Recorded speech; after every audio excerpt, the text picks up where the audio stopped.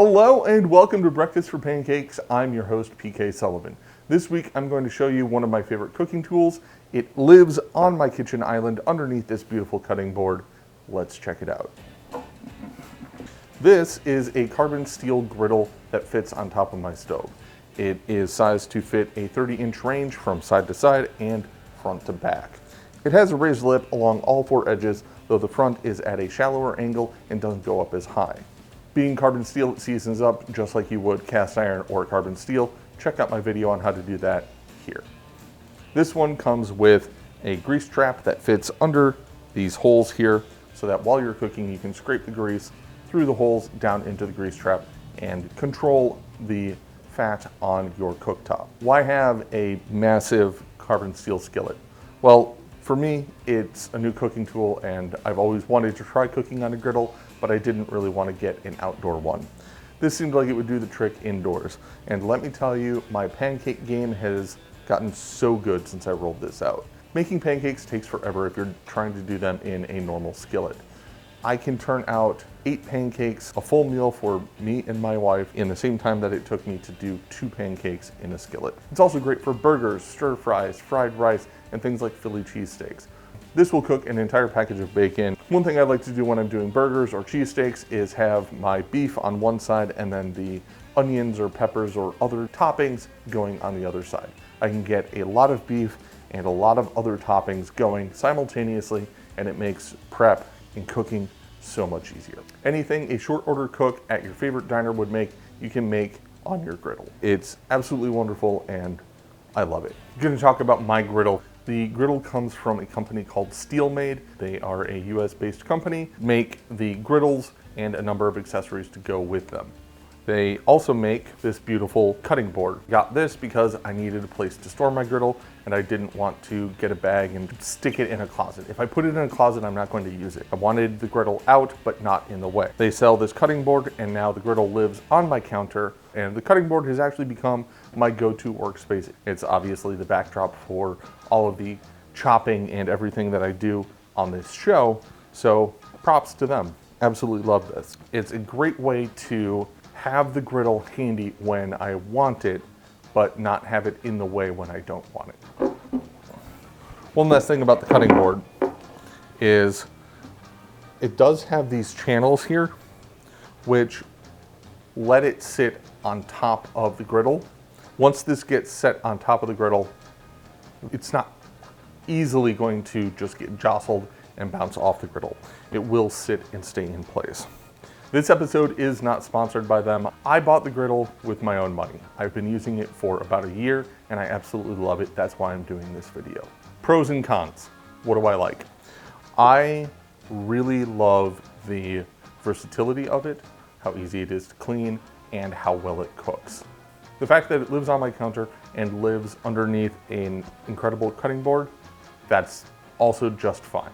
About the only thing I don't like is, for my range, the grease trap doesn't sit flat. I've gotten around to that, I've made some adjustments, but it would be really nice if that could sit flat. Either a thinner and wider grease trap, or maybe one that has a cutout for where that oval is. Ultimately, it's not a deal breaker, it's just something I need to be aware of as I work with it. I have a gas range, so there were no concerns with whether or not a griddle would work on my stove. However, there are people who have electric ranges and those may or may not work. The other thing I'm not too wild about is, since I keep the griddle on my countertop, I don't want to be setting 30 pounds of steel directly on my stone countertop. My solution was to take a silicone hot pad, cut it into 4 squares, and then I put 1 square under each corner of my griddle. That keeps it from scratching up my counter. Those are about the only 2 cons in the category. In order to get the most out of your griddle, you're going to want the right tools to go with it. I have a few recommendations there. First is the right kind of spatula. I like this. It's from OXO. It's very simple. It has a couple of features that I like compared to the spatulas that I got from Steelmade when I got my griddle.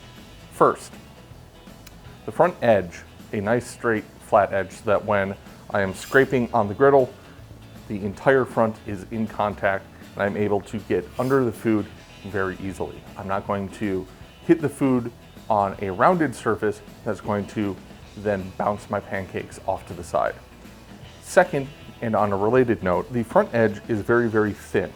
Again, this helps when at the griddle I go to scoop something up.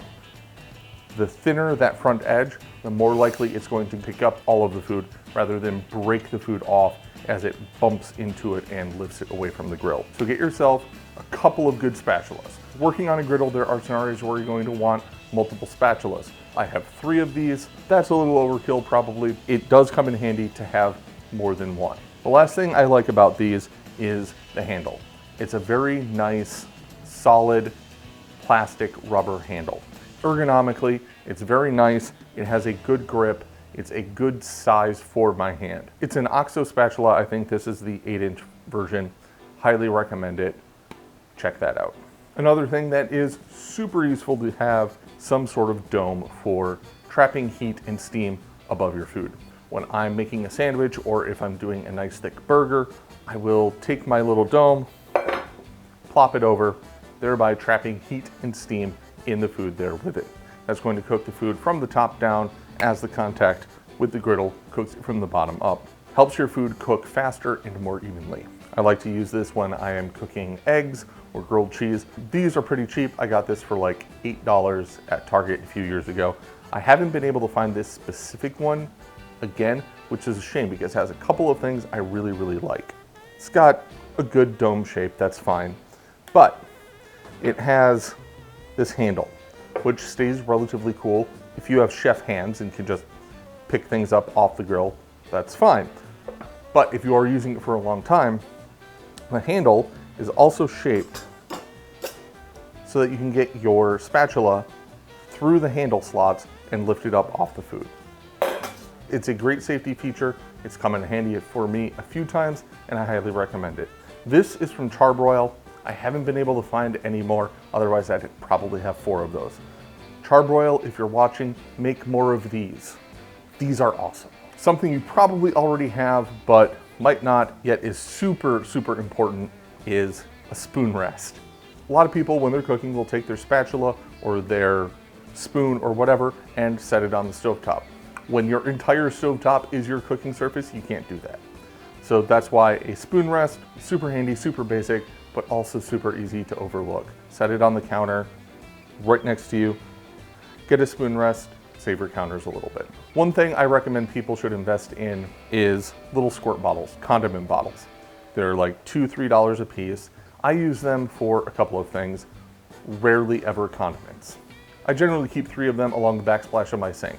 I have a high heat vegetable oil, olive oil, and water. Vegetable oil and the olive oil are when I'm cooking on a griddle or in a pan. It's just boop, away we go, done.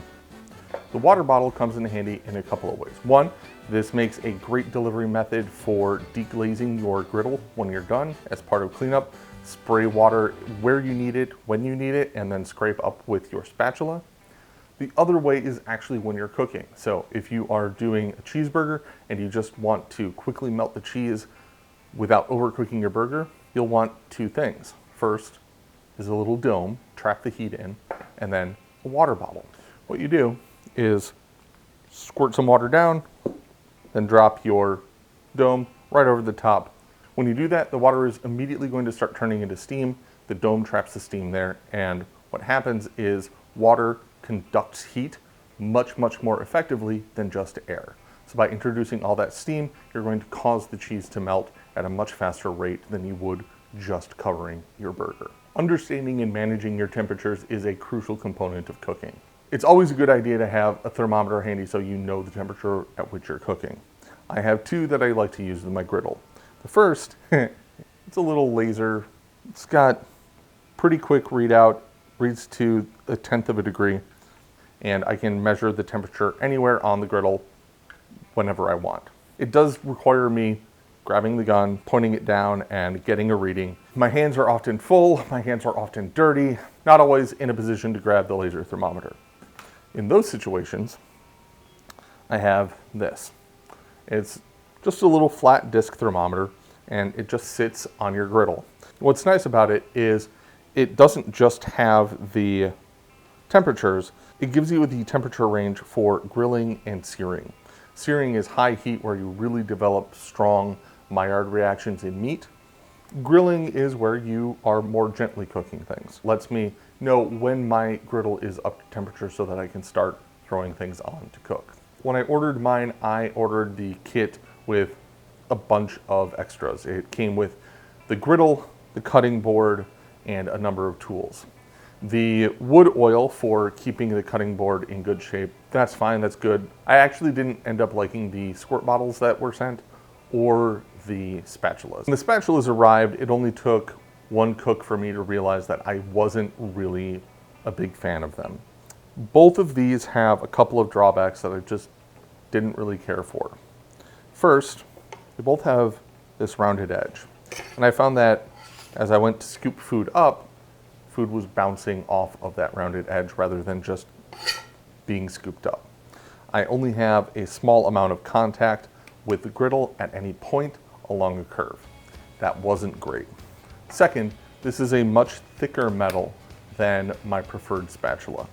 What that means is when I go to scoop up food, even if I have good contact with the griddle, it's more likely to just push the food or scrape it and not really get under between the fond and the griddle. It's not going to cut the food away from the griddle. It's just going to sort of mash it and mangle it. And I didn't like that. Try flipping a pancake with a thick spatula. It doesn't go well. So ultimately, my recommendation is get the griddle. If you want the cutting board to keep it on your counter, get the cutting board. I love having all this space in a cutting board. The cutting board is great. I might actually love the cutting board more than the griddle. All right, demo time. First step is to put in the grease trap. Don't skip this step. You could burn down your house. I need to wrap mine in foil because it doesn't quite fit.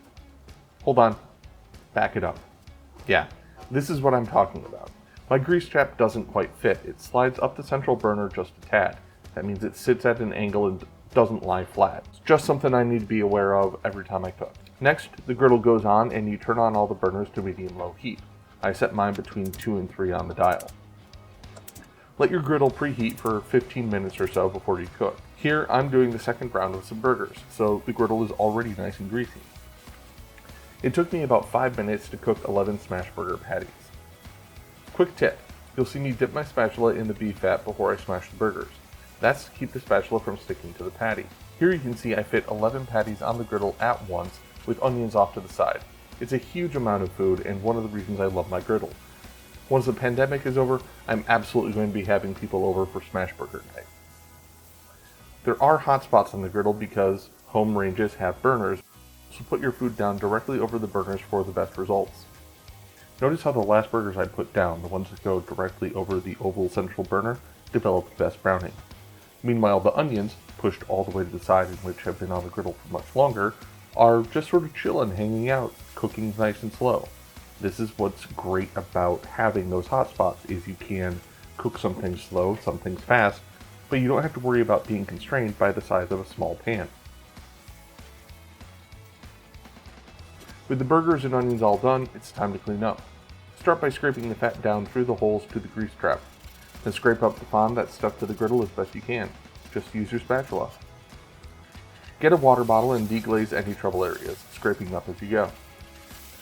Once the griddle is free of debris, wipe up any greasy or wet spots with a paper towel, put down some oil, and rub it around until it's almost gone, just like you would with a cast iron or carbon steel skillet. There you go, your griddle is now clean. Let it cool before removing it from the stove. Thank you for watching. The shout out this week, of course, goes to Steel Made. They make an incredible griddle. I absolutely love mine. If you want to get one for yourself, again, affiliate link down below. I think other people will really love cooking on a griddle. It's fun and it's easy and you make really good food.